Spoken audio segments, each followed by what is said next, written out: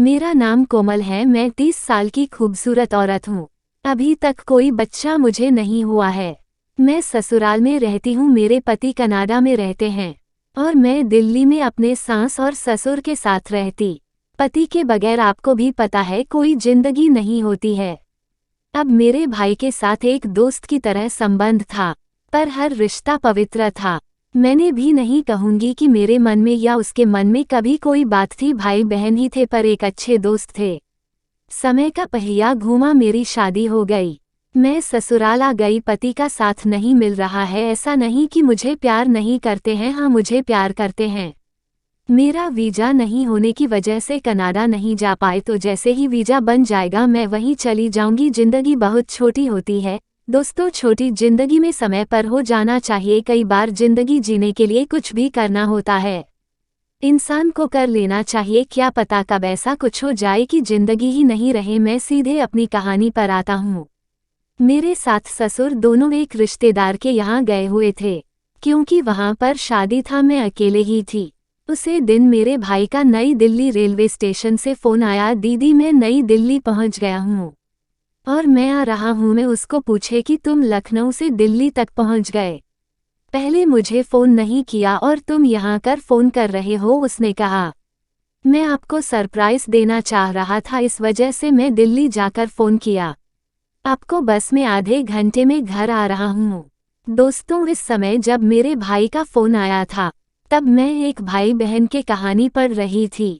जैसे आप अभी पढ़ रही हो, मैं अपने आप को अकेला महसूस करती हूँ।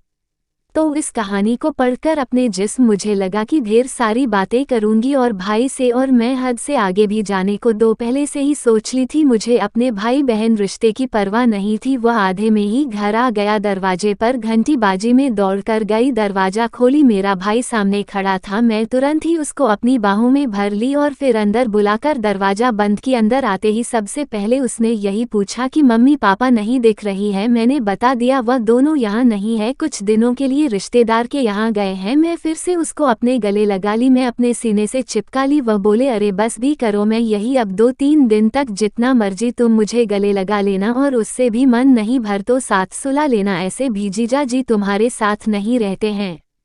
मुझे इतनी खुशी हुई उसकी यह बात सुनकर। वह मेरी माँ की बात छीन लिया था। मैं यही चाहती थी। उसके भी मिजाज बदले बदले से लग रही थी। मुझे लगा कि शायद आज काम बन जाएगा। एक अकेले जवान औरत और एक अकेला लड़का, दरवाजा बंद, कोई देखने वाला नहीं। भले ही वह रिश्ते में भाई लगता है, क्या फर्क पड़ता है। जो भाई भी तैयार बहन भी तैयार, तो शायद किसी तरीके की कोई दिक्कत किसी भी इंसान को नहीं होगी। जब एक दूसरा तैयार हो एक दूसरे के जिस्म को चूमने के लिए, जैसे मेरे भाई का फ़ोन आया था वैसे ही मैंने अपने कपड़े बदल लिए थे। मैं साड़ी पहन ली थी, रोमांटिक लग रही थी।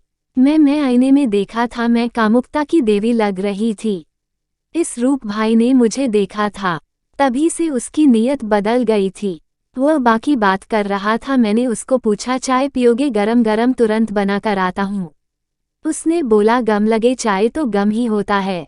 मैं कुछ और लोग और तुम्हारे पास जो भी गरम गरम है ले आना। मैं डबल मीनिंग में बोली गरम गरम तो है, वह रात को लेना। इतना सुनते ही भाई अभी थोड़ा सा तो दिखा दो क्या है गरम गरम। मैं बोली पहले तुम चाय पी लो, उसके बाद दिखा दूंगी, या तुम चख लेन। और उसकी निगाह से देखी हुई मैं किचन में चली गई और मैं उसके लिए चाय बनाकर ले आई। हम दोनों ने चाय पिया।